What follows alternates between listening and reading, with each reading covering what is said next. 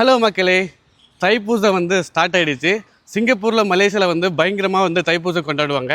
நாம் எங்கே இருக்குன்னா சீனிவாசா பெருமாள் டெம்பிள் தான் இருக்கும். வந்து செல்டர்லாம் போட்டிருக்காங்க.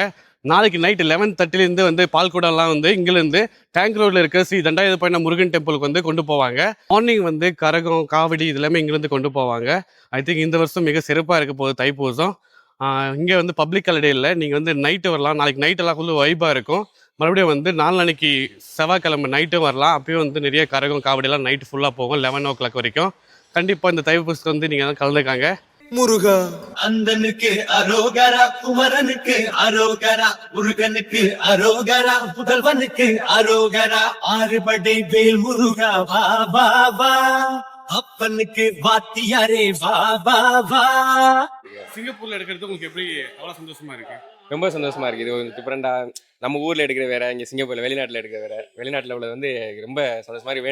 வேண்டுதல் வந்து 3 வருஷமா இது வேண்டுதல் முடிய போகுது எனக்கு. தமிழ் மக்களே இல்லை, சைனீஸ்லாம் பார்த்தீங்கன்னா நீங்கள் வயல் குத்துவாங்க, பால் கூட இருப்பாங்க. அதெல்லாம் பார்க்கும்போது நீங்கள் என்ன நினைக்கிறீங்க?